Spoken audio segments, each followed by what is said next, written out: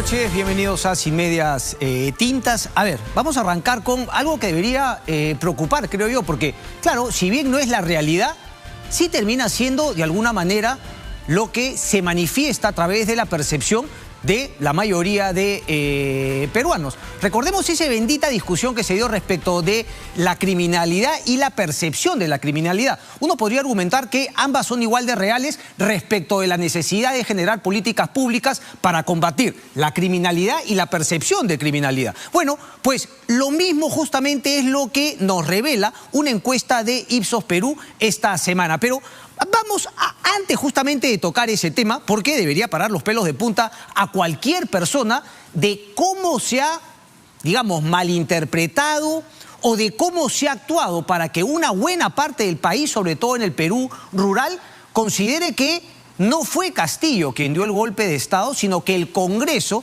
le dio el golpe de Estado a Castillo. Y claro, obviamente eso tiene que ver con todo el trabajo que sembró el discurso de odio de Pedro Castillo, de Aníbal Torres, de la propia Betsy Chávez. Pero claro, uno se pregunta qué faltó, qué pasó en el lapso de tiempo desde el 7 de diciembre para que al día de hoy, ¿no? Al día de hoy, domingo 26 de febrero, se tenga esta realidad distorsionada, si se quiere. Ahorita voy con los números.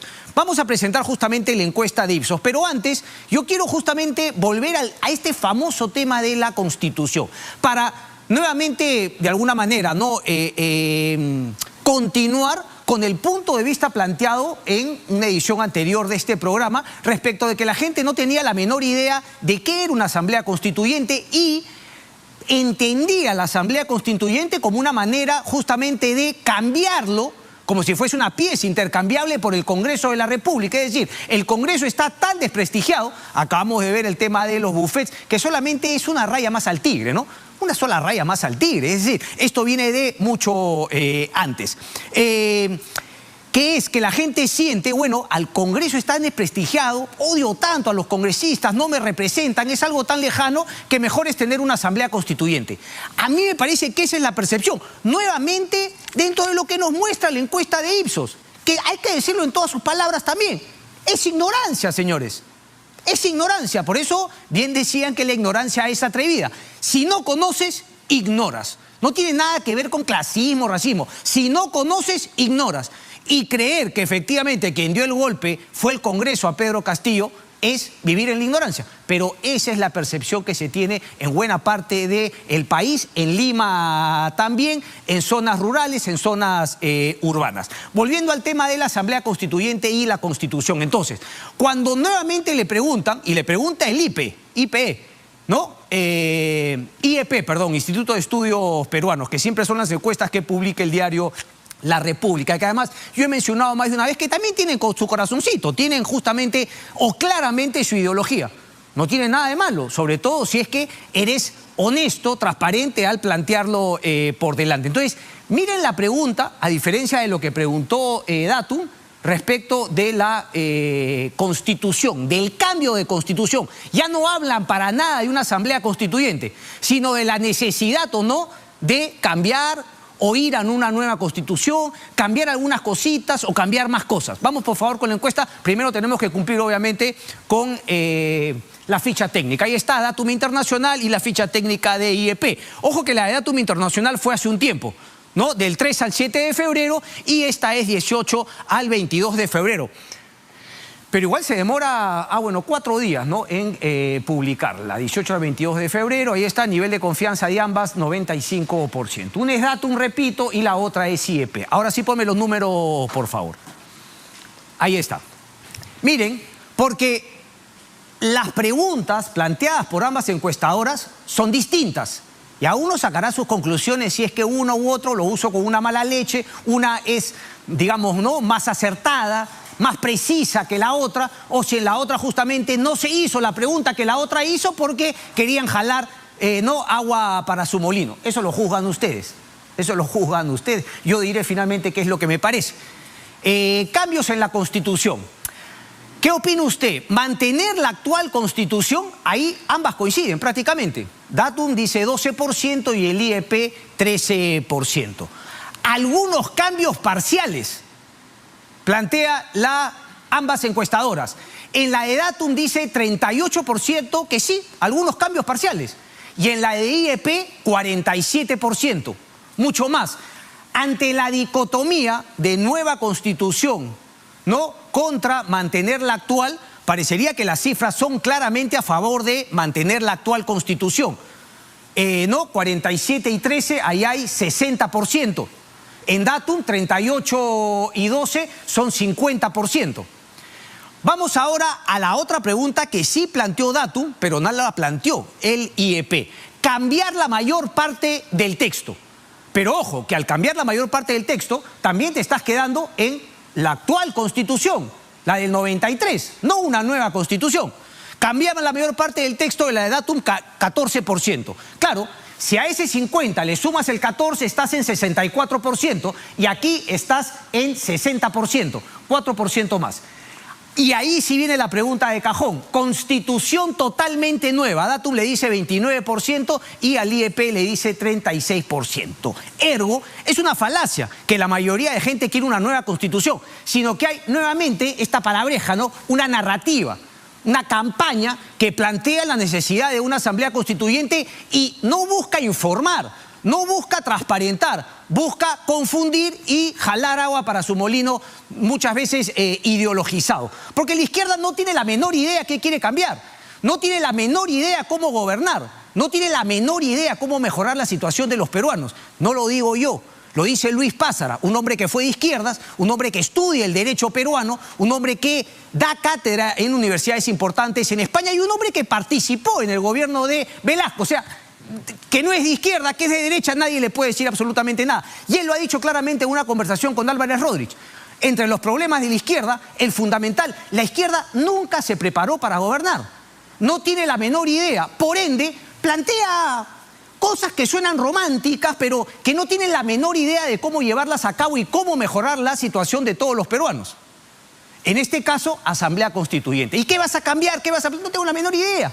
La vaina es generar caos, una asamblea constituyente y a ver si agarramos más poder. Y ver si nos perpetuamos con él. Cosa que no han podido con el gobierno de Pedro Castillo. Él no sabe 7% o 4%. Yo sí creo que hay mala leche de IEP al no preguntar lo que sí preguntó Datum. Porque claro, te reduce las opciones. Prácticamente hubiese planteado mejor constitución totalmente nueva o mantener la actual constitución.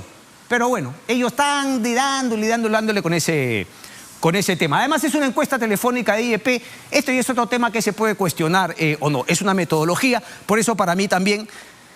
Pero, a ver, en otras partes del mundo también se hace telefónica, no sé qué decirte. Pero el tema ideológico sí lo tienen bien clarito, por eso es que yo opino que sí hay una mala fe en no haber justamente hecho esa pregunta. Pero ahí están. Conclusión, mito. El tema de una nueva constitución, sino que, repito, viene la confusión ideologizada de hablar de una asamblea constituyente y ahí es cuando la cosa cambia, porque la asamblea constituyente sí tiene una mayor aprobación que una nueva constitución, porque, repito, desde mi punto de vista, digamos, adrede, un sector de la izquierda viene queriendo confundir a la ciudadanía, entonces habla, como una opción alternativa al Congreso de la República tienes asamblea constituyente. Por eso es que en la encuesta anterior no mucha gente sabía, o la mayoría no sabía, de qué iba la asamblea constituyente. Todo se puede cambiar sin necesidad de una asamblea constituyente. Lo que necesitas es saber qué quieres cambiar y convencer. En la política vencer es convencer. Pero bueno, nada de eso hay que decirlo, ni en la derecha ni en la izquierda, porque el Congreso de la República, vaya que la cosa viene mal. Muéstrame la encuesta que debe generar preocupación, y vaya que debe generarla. Hay una columna de Juan Carlos Tafur el día de ayer también al respecto. Dice, Ipsos, Opinión y Mercado, esta es la ficha técnica de la encuesta que voy a comentar ahorita, 1.202 personas, 95%, 18 y 19 de febrero. Pónmela, por favor. Preocupación, ojo al piojo. Acá hay una preocupación, debe haber una preocupación. En su opinión, ¿el expresidente Pedro Castillo intentó hacer un golpe de Estado y por eso fue destituido o fue más bien víctima de un golpe de Estado del Congreso que lo destituyó para poner en el poder a Dina Boluarte?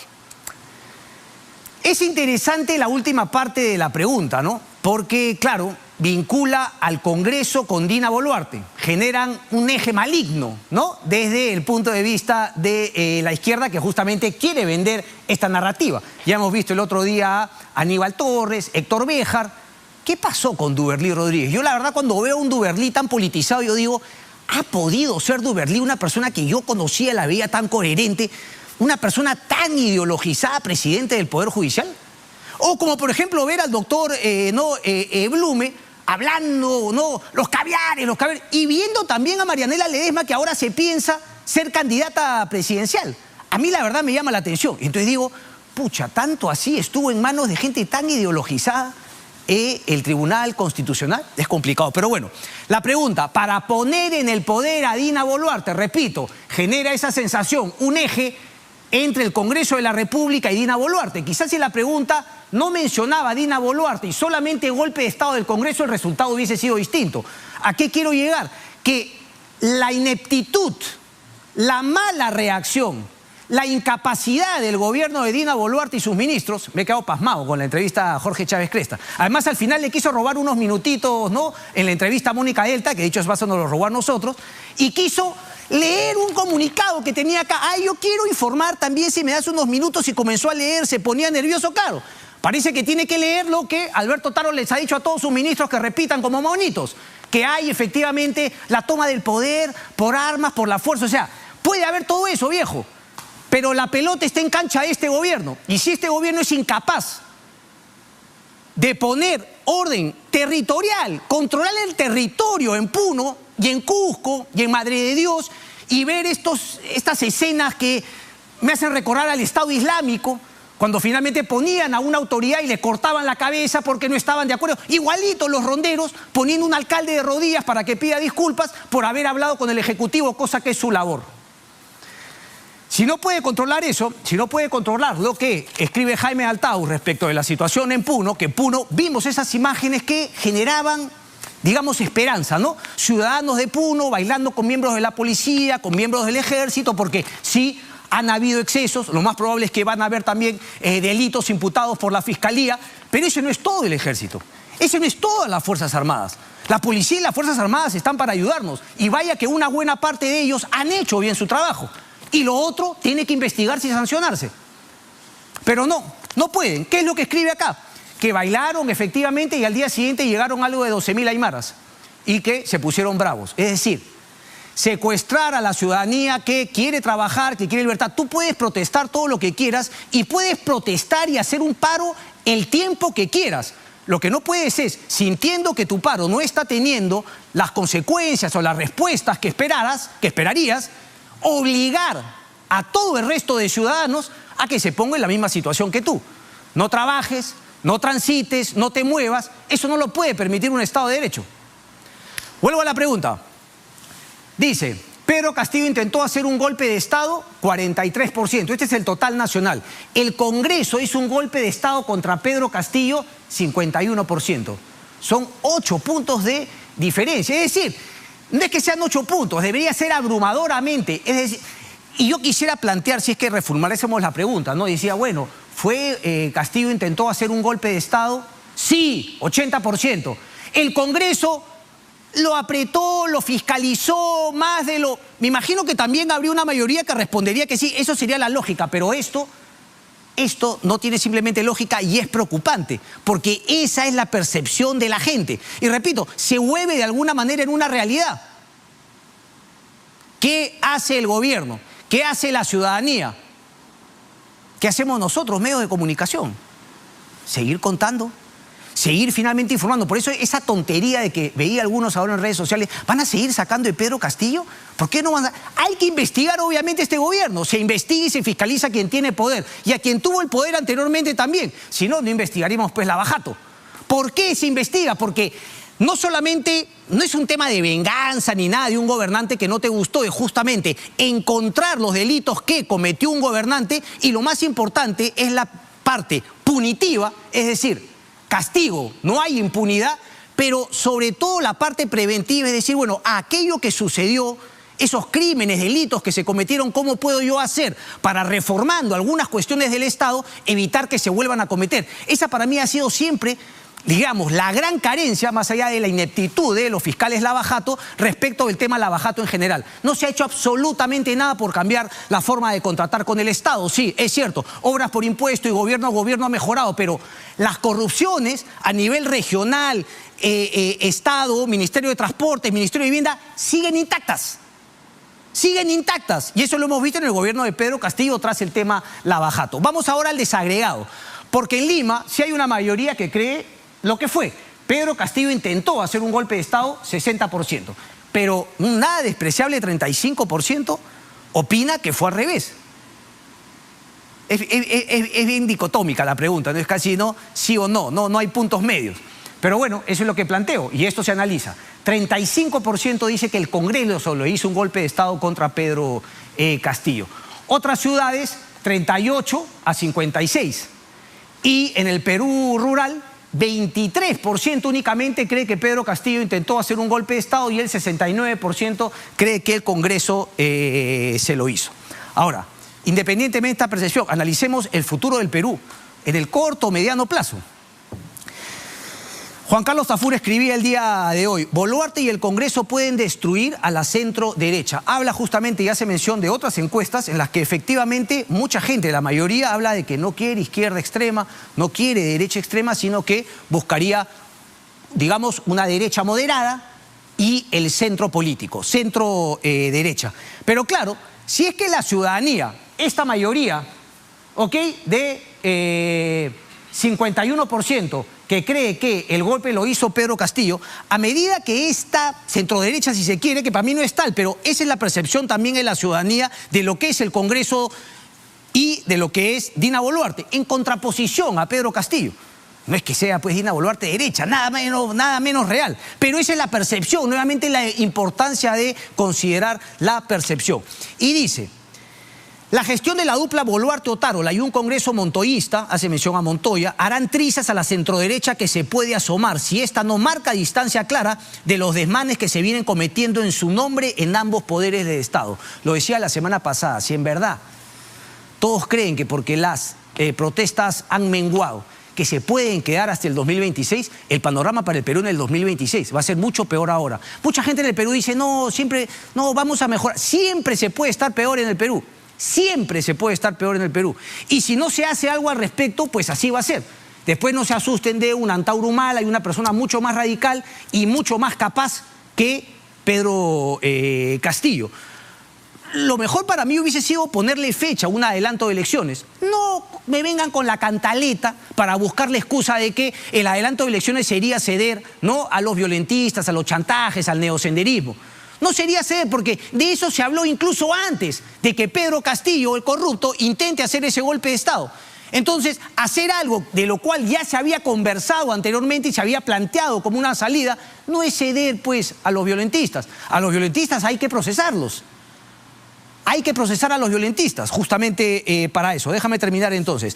Por eso la importancia de entender la realidad, la percepción y buscar cambios. Si no, nos vamos, o sea, por 130 congresistas que se quieren quedar, ¿no?, y una Dina Boluarte y unos ministros que, ¿no?, parece que saboreasen quedarse hasta el 2026, vamos a comprarnos la posibilidad de que en ese año del 2026 la cosa sea mucho peor, el anti-establishment, la crítica al sistema que ya lo tenemos casi destruido sea aún mayor.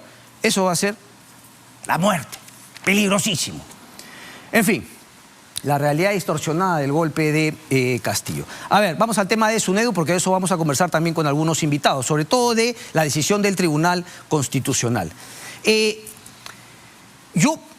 Digamos, escépticamente, como creo que debería comportarse el periodismo, con escepticismo, creí que justamente el tema de la SUNEDU podía salir bien. Cuando finalmente Daniel Mora lo planteó, quedaba claro que este tema de que en el Congreso de la República, ¿no?, cada congresista para su región fundaba, no creaba una universidad, firmaba, hágase la universidad del centro, hágase la universidad del otro.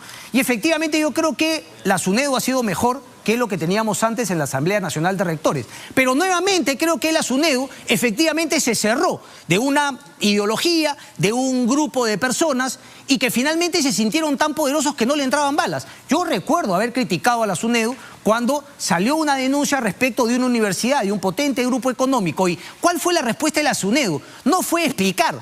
No, esto es parte de una campaña. Es decir, no querían responder absolutamente nada porque se sentían nuevamente intocables. Ahora, justamente por esa incapacidad de la SUNEDU, hemos llegado, me parece, ahora al otro extremo, de querer desandar todo lo que se había avanzado con SUNEDU. Es decir, no corregir este grupete que se había hecho de la SUNEDU y manejaba las cosas a su antojo, pero también mejorando la calidad educativa, hay que decirlo. Se habían cerrado universidades que no funcionaban para absolutamente nada. Pero me parece que ahora nos hemos ido al otro extremo y díganme, por favor, si es que no confirma que nos hayamos ido al otro extremo lo que tuitea el señor Alejandro Muñante.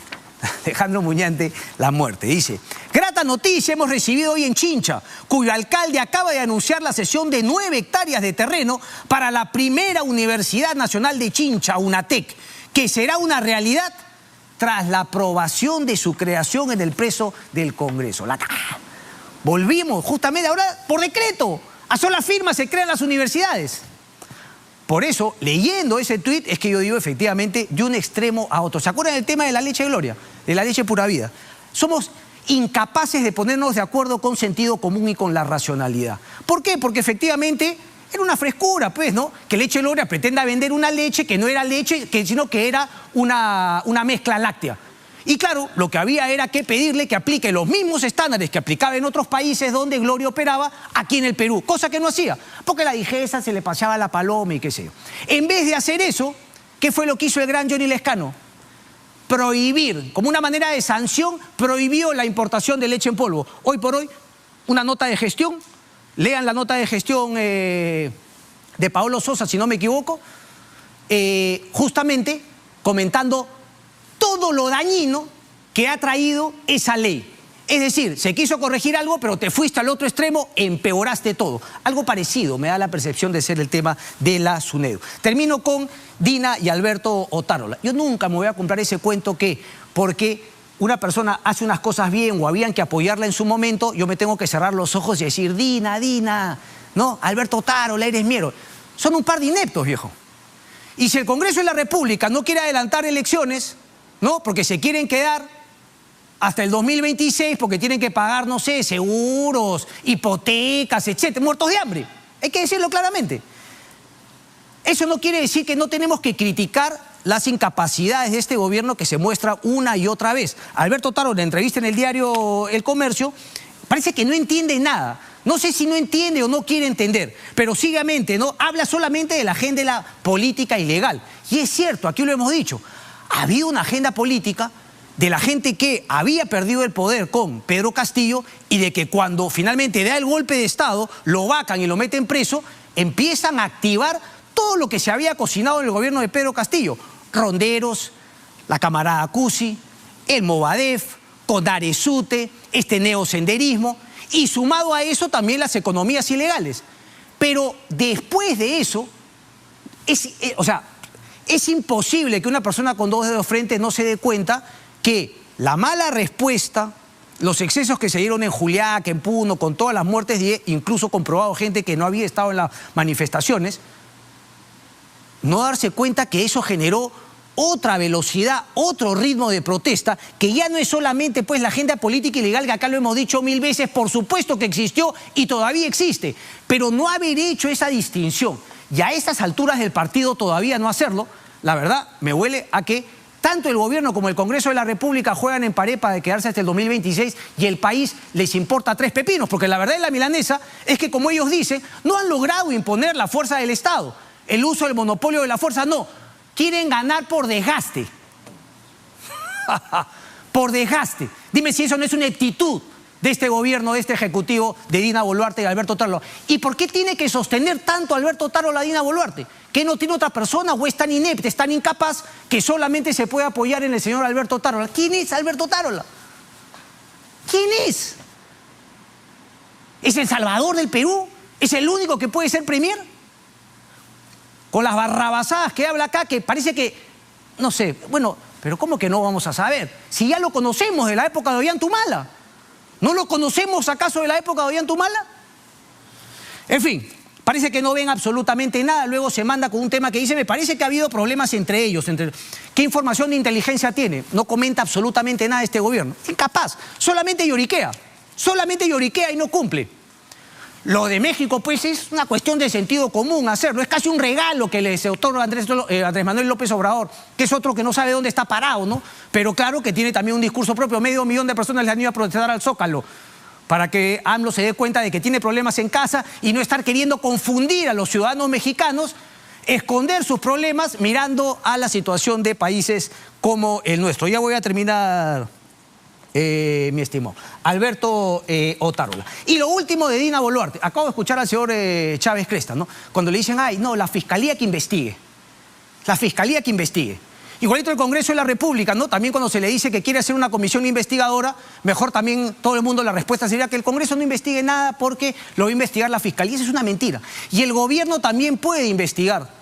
También puede poner de su parte justamente para salvaguardar a todos los buenos elementos de la policía y del ejército y separarlos de los que hayan actuado irregularmente. Pero no quiere hacer nada de eso. Y es más, Dina Boluarte, al mejor estilo de su jefe Pedro Castillo, se rehúsa a ir a la fiscalía. No quiere ir a declarar. La han citado 3 veces a doña Dina Boluarte y no quiere acudir a la fiscalía. ¿Quién le recuerda? A Pedro Castillo. Ha dicho que lo quiere hacer virtualmente. Solamente ha informado lo de virtualmente una vez que Perú 21 sacó finalmente la información que Dina Boluarte no quería acudir a la fiscalía al mejor estilo de Pedro Castillo. Ahí mismo se activó, ¿no? La gente de prensa y comenzó, no, sí, pero queremos virtual. ¿Por qué virtual? ¿Por qué no vas al Congreso, a la fiscalía, a declarar? Y no solamente eso, si es que ella finalmente va a declarar como tendría que hacerlo, para justamente separar la paja del trigo y diferenciarse de Pedro Castillo Terrones, solamente espero que no vaya a apelar al silencio, justamente como lo hizo y lo sigue haciendo Pedro Castillo. En conclusión, el gobierno tiene que gobernar, el Ejecutivo, esa es su tarea. ¿Lo va a hacer o no lo va a hacer? Es cierto, ya pasó mucha de la violencia, no sabemos si es que va a regresar o no. La información diría que no va a volver, simplemente como un péndulo, lo dicen algunos sociólogos.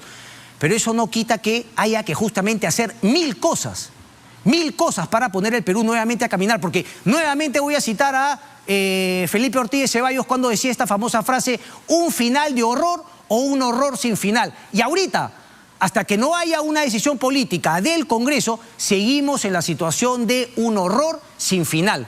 Porque con esta situación, ¿qué creen que los congresistas y el Ejecutivo se pueden quedar hasta el 2026 lamiendo, ¿no?, las mieles del poder?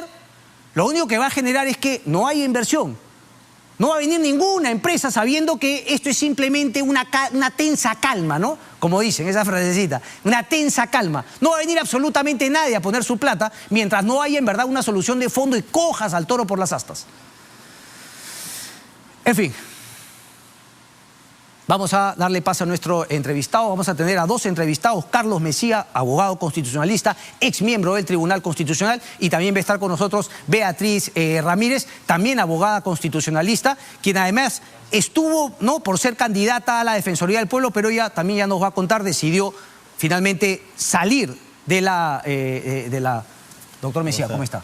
De la posibilidad de ser elegida defensora del pueblo justamente por esta situación. Ella nos va a contar exactamente por qué lo hizo. Carlos Mejía, un placer tenerte por aquí. Muy buenas noches. Muchas gracias, Cristian, por la entrevista, por la invitación.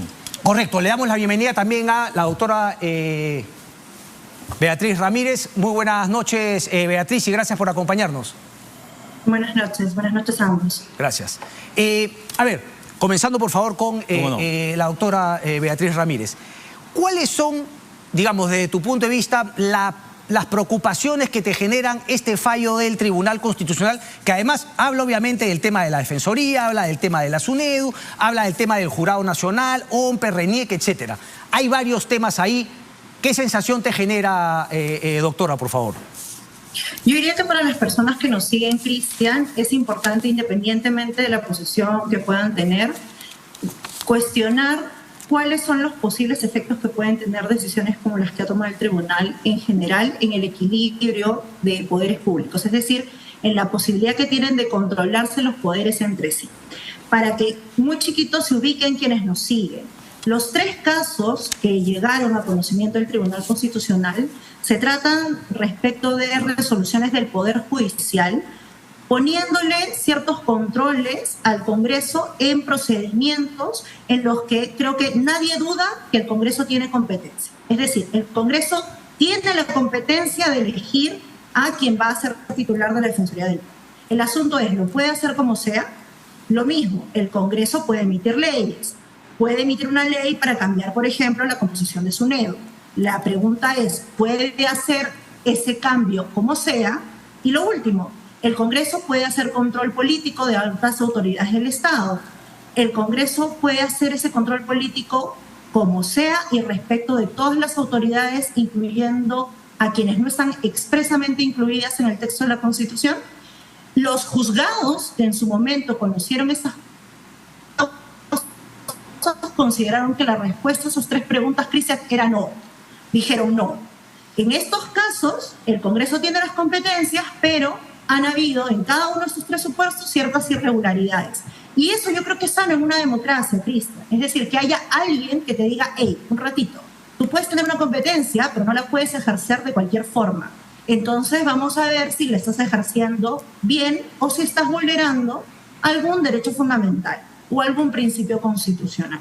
Eso fue lo que pasó en estos 3 casos. Correcto. Eso no le ha gustado al Congreso. Y de hecho, yo cerraría diciendo que el Congreso ha hecho 2 cosas.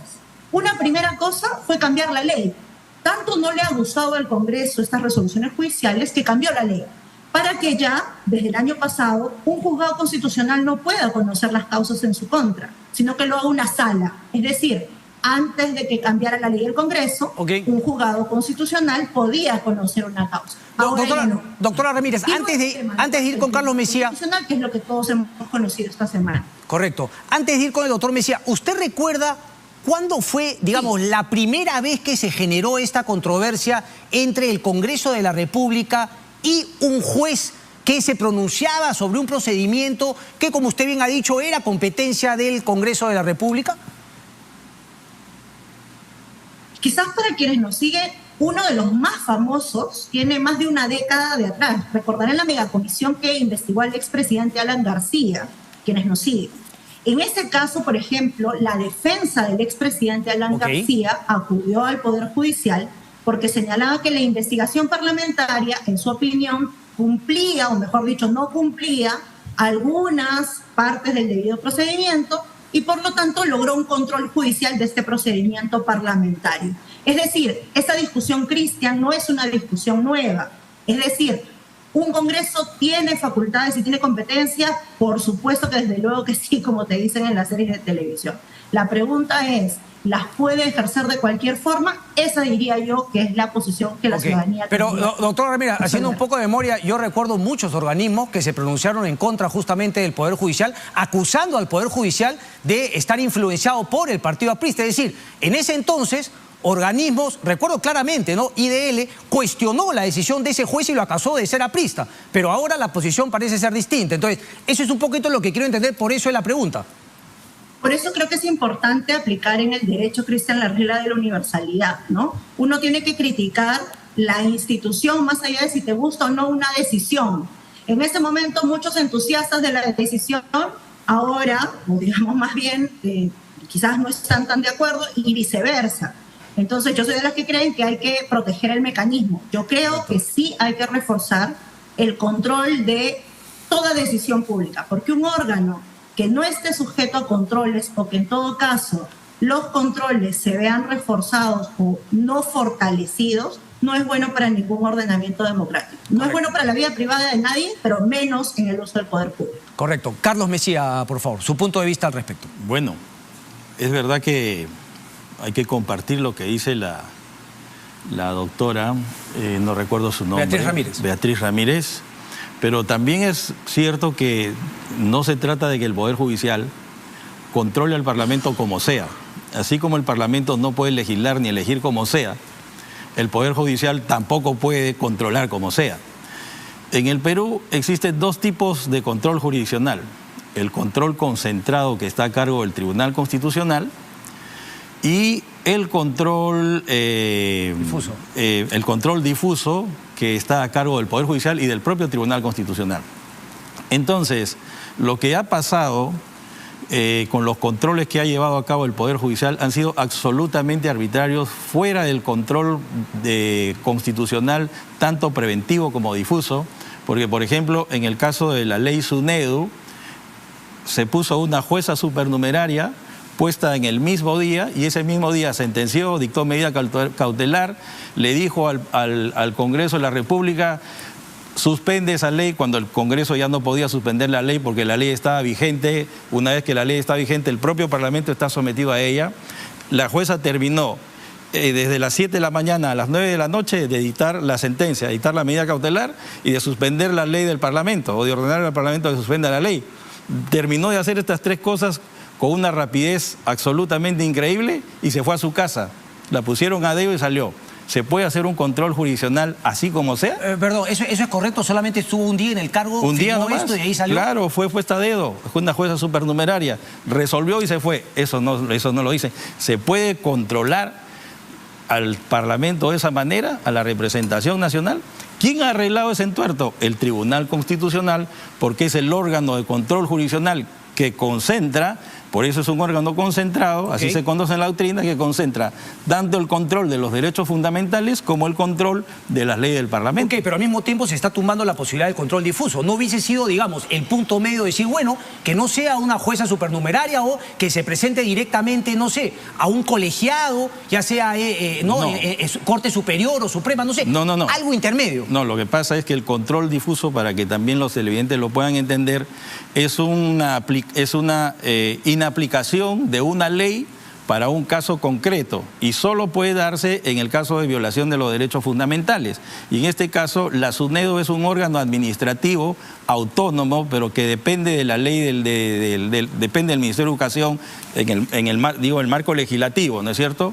Y en consecuencia no puede plantear un problema de derechos fundamentales, porque los derechos fundamentales... Se refiere al recurso planteado de la acción. Claro, era imposible. Y además la SUNEDU no va a pedir la fundamentación de un derecho. No se me ha violado un derecho. Además, un órgano administrativo no puede plantear eso, sino que pide la suspensión de la ley o pide la inconstitucionalidad de la ley, y eso solo puede ser posible ante el Tribunal Constitucional, porque él es el que tiene el control concentrado con efectos generales, o sea, con capacidad para derogar la ley. Entonces, un juez supernumerario puesto en el mismo día, o sea, como sea, utilizando las palabras de la doctora Ramírez, este juez, como sea, en un solo día decide tumbarse de un plumazo las competencias del Tribunal Constitucional, las competencias del Parlamento, y después ir marcharse a su casa sin ninguna responsabilidad. Le hago la pregunta entonces, ¿no sería factible corregir eso para que no sea una única juez en una primera instancia quien puede efectivamente plantear ese tema? ¿Algo se pudo haber hecho intermedio o usted está plenamente de acuerdo con la decisión del TC? El tribunal lo ha corregido, pues que es el órgano competente para justamente realizar esa labor. Pero ha dicho que ningún juez se puede pronunciar respecto de ningún proceso en el Congreso.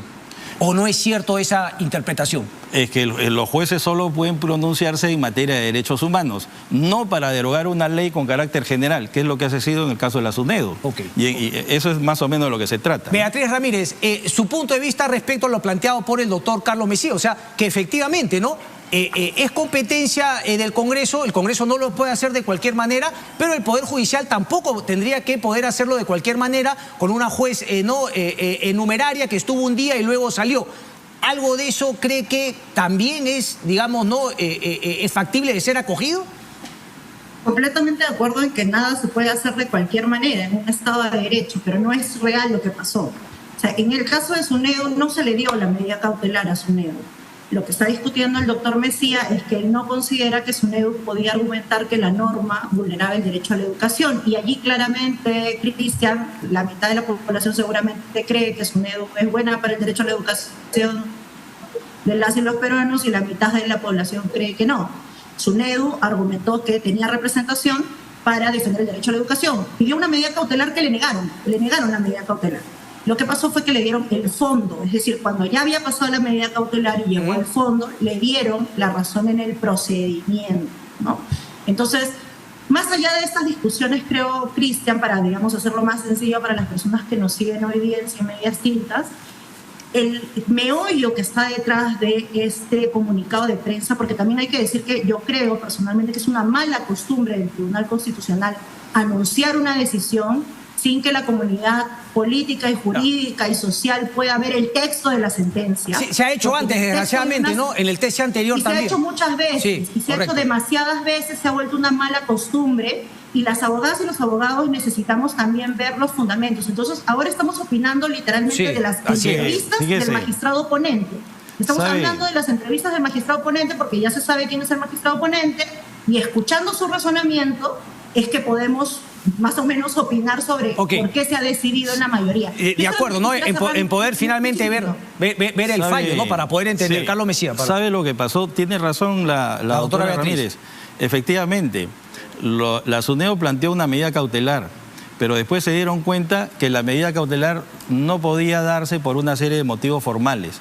Entonces le dijeron, no es medida cautelar, ¿sabes qué? Tú dicta una actuación de ejecución inmediata de sentencia. Entonces todo esto sucedió.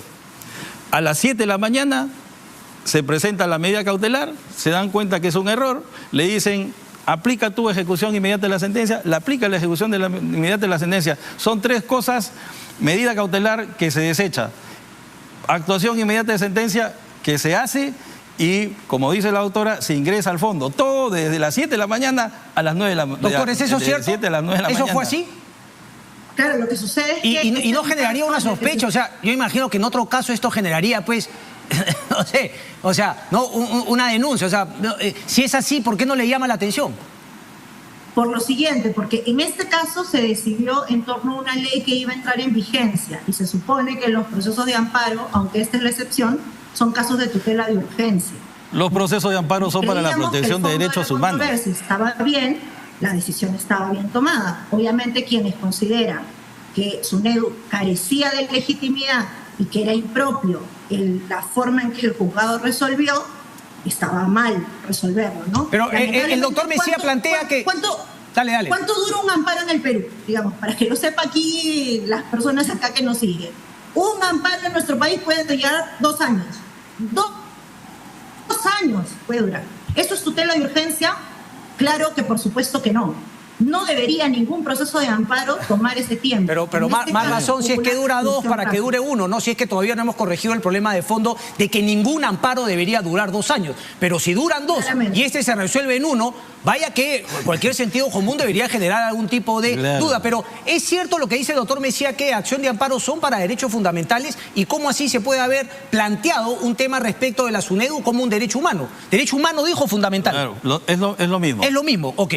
Salvo el derecho a la educación. Claramente, por eso mencionaba... Pero un fundamental derecho a la educación. Pero permítame... Claro, allí están quienes creen que SUNEDU es buena para el derecho a la educación, ha mejorado la educación de nuestro país, y hay quienes creen que no. O sea, la jueza en un día... Todas las personas creen que no. La jueza en un día no solamente decidió respecto de dar la razón a que presentó, sino que también interpretó que con esa lectura que usted ha dado, el tema de la SUNEDU era un derecho fundamental a la educación. No. Claro. Pero no fue solamente en un día, ¿no? Porque ahí yo lo que tendría que decir es que el proceso tenía bastante más tiempo y acompañó la forma en la que se estaba gestando la llamada ley de contrarreforma universitaria. Pero más allá del debate de SUNEDU, no es solamente SUNEDU lo que está en cuestión en este caso. Es cierto. ¿No? En este caso tú lo has dicho. Cierto. Acá hay una decisión sobre SUNEDU, sobre el proceso de elección de la Defensoría del Pueblo y sobre una posible reforma constitucional para que se puedan hacer juicios políticos y antejuicios al sistema electoral. Porque eso es lo que son los 3 extremos que ha dicho esta sentencia. Perfecto, pero entonces, solamente... El paquete completo es más complejo. Para pasar al doctor Mejía y terminar con ese punto, ¿no cree que también podría haber un punto medio en que no sea un juez, en este caso, no supernumerario, que en un día, es decir, no tendría que, si es que se tiene que permitir que el Congreso pueda ser fiscalizado por el Poder Judicial, digamos, ordenar, reglamentar esa posibilidad para que no sea un juez supernumerario quien justamente frena al Congreso de la República? Cristian, yo lo he mencionado. El Congreso, la primera respuesta que tuvo fue cambiar la ley. La cambió en julio del año pasado. Con la ley 3158.3 cambió la competencia. Pero eso, leyendo lo que te dice, Cristian, antes de que cambiaran la ley para que sean las salas, es decir, colegiados de 3 personas, quienes conocieran cualquier asunto contra el Congreso, antes era legal que cualquier juzgado constitucional... Entonces, ¿sí está de acuerdo con ese cambio que hizo el Congreso?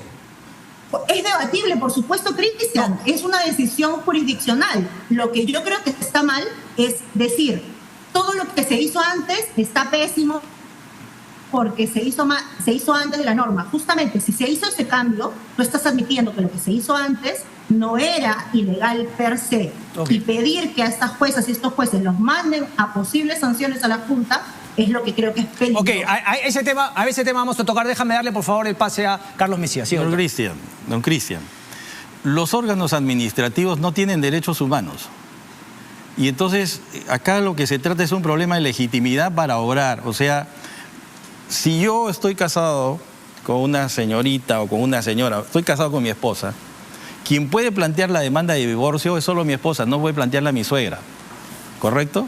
Entonces, si mi suegra plantea la demanda de divorcio, el juez la tiene que declarar improcedente. Ok, ¿cuál es el símil con este caso? Que la SUNEDO no podía plantear el amparo, porque no tiene derechos humanos, no tiene legitimidad para obrar. El juez debió declararla improcedente, porque los órganos administrativos no tienen derechos humanos. Y la SUNEDO puede ser autónoma, independiente, pero no goza de derechos humanos. Hay un inciso en el artículo 11, si no me acuerdo, del nuevo Código Procesal Constitucional, que dice los órganos administrativos no pueden plantear amparos. El juez ha pasado por encima del texto claro y manifiesto de la ley. Ahora, hay una lectura también, y le hago la pregunta a usted, doctor Mesías. ¿Es cierto que con esta decisión del TC no se puede llevar al Poder Judicial ninguna acción o decisión del Congreso? No, claro que sí, ¿cómo no?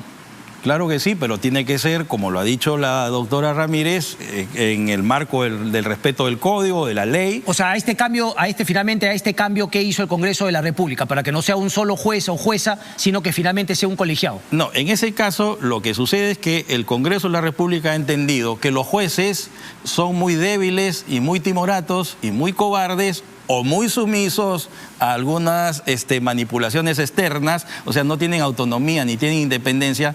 Un juez supernumerario puesto a dedo resuelve de esta manera. Ok, pero entonces, lo que ¿a dónde sí se puede acudir al Poder Judicial? A la sala, que está conformada por 3 colegiados, y se puede apelar. Pero entonces no es tan cierto que ya el Congreso de la República no va a poder ser fiscalizado por nadie, que el Poder Judicial no lo va a poder nunca observar. No, claro que sí. Sí se puede. ¿Coincide con eso, Beatriz Ramírez? ¿Sí se va a poder? Claro que sí, en el marco de la Constitución y la ley. Lo que yo he mencionado, Cristian, porque yo soy la que ha sacado ese dato, ni siquiera lo saca el TC en su sentencia, es que el efecto del comunicado que ha sacado el TC, es decir, que cuando un juez no tenía ningún impedimento y estaba legitimado antes de la emisión del Congreso para conocer esta causa, si tú resuelves contra lo que al TC le aparece antes de que el TC se pronuncie, te mandan a proceso disciplinario. No. Eso de allí recorta la independencia judicial. Porque ¿qué le estás diciendo, Cristian, a las salas constitucionales? ¿Qué le estás diciendo? No resuelvas. Y ese mensaje de no resolver a favor del control político es malo para el... Pero esa es una interpretación. Entonces tú me estás diciendo que con este fallo del TC, el TC intenta meter miedo, incluso ya no va a ser un juez, sino cuando se ve en una sala de 3 colegiados, no van a querer fallar contra el Congreso por esto que planteas. Permítame... No lo intenta, Cristian, no lo intenta. De hecho, lo hace. ¿Cómo no? Porque cuando no era ilegal, lo que está diciendo el TC es que se anulan las resoluciones y que se mande a estos órganos jurisdiccionales, a la Junta Nacional. Pero perdón, el tema de que después se haya sacado una ley no quita que lo que se hizo en su momento sea ilegal. O sea, finalmente la ley busca una aclaración, pero no quiere decir, porque el TC finalmente ha dicho que no debió actuar ese juez como actuó en su momento, independientemente de que luego se haya sacado una ley aclarando el tema. No, Cristian, lo que sucede es que tú puedes diferir de un criterio, y está perfecto diferir de un criterio. Pero en el derecho no te pueden sancionar disciplinariamente por no haber resuelto en una materia... Esa es una decisión de la Junta Nacional de Justicia. El TC no define ese tema. Perdón, quiero darle... porque no. Lo que hay que hacer es una aclaración. Lo que el tribunal ha dicho es lo siguiente. Se ha ido el tribunal, que no actúa de oficio, sino a petición de parte, ha sostenido que la ley dictada por el Congreso, que regula la conformación de una manera distinta, es constitucional. Y hay un artículo del Código Procesal Constitucional que dice que cuando el Tribunal Constitucional ha declarado la constitucionalidad de una norma, el código, no el tribunal, la ley, el código, esta ya no puede ser declarada inconstitucional por los jueces. O sea, los jueces ya no pueden aplicarla. ¿Por qué? Porque el control difuso, que es un enorme poder que tienen los jueces para cuestionar las leyes del Parlamento, solo puede hacerse en caso de extrema necesidad. Y no hay extrema necesidad cuando hay la posibilidad de encontrar una interpretación de la ley que sea conforme con la Constitución. Entonces, por eso es que el Código dice, si el tribunal ya encontró una interpretación de la ley conforme a la Constitución, entonces ustedes jueces ya no pueden inaplicarla, porque ustedes solo pueden hacer el control difuso, la inaplicación de la ley, cuando no hay la posibilidad de salvar esa norma con una interpretación que la haga conforme a la Constitución. Me queda claro. Eso es lo que ha dicho el tribunal. El tema de la probable sanción, prácticamente que conmina a la Junta Nacional de Justicia a sancionar a los jueces que habrían fallado. No, lo que el tribunal ha dicho es que se investigue su actuación y su conducta, porque no es regular que una jueza se le pida una medida cautelar a las 7 de la mañana y a las 9 de la... Eso no lo aclara, claro, no tenemos el fallo, pero sería bueno aclarar que no se trata respecto de su criterio jurídico para haber fallado, sino en el tema de la forma que en un día se haya hecho tal y tal y tal, pero eso no se aclara en la nota de prensa. No, claro, porque hay que leer la sentencia, pero lo que pasa es que los que somos entendidos nos damos cuenta a dónde dispara el tribunal. Lo que pasa es que la jueza ha aplicado control abstracto de constitucionalidad, o sea, ha entrado a analizar la constitucionalidad de la ley con efectos generales, y eso no lo puede hacer.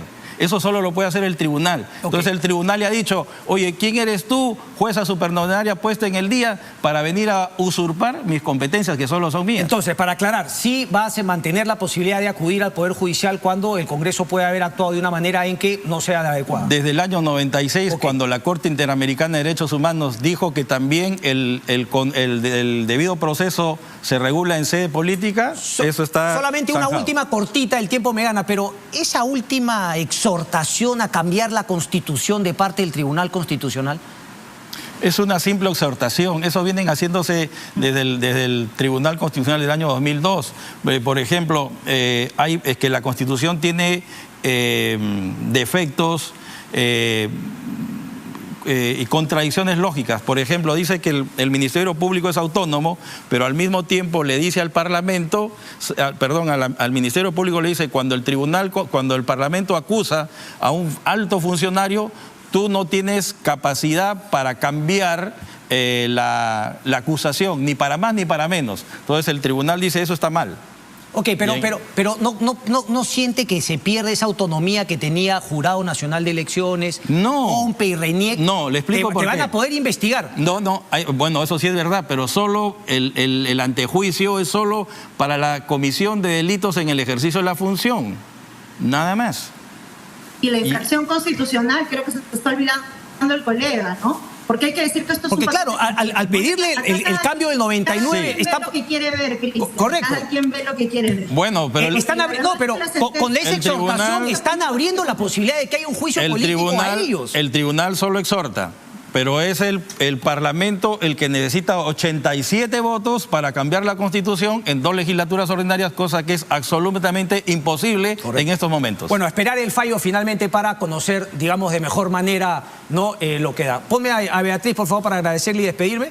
¿Está todavía ahí, Beatriz? Muchísimas gracias. Gracias, Beatriz. Muchas gracias, Cris. Gracias. La autoridad del TC a ver qué nos trae la sentencia. Exactamente, eso es lo que hay que revisar. Carlos Mejía, muchísimas gracias. Yo me voy a una pausa y regresamos con el final, no se muevan.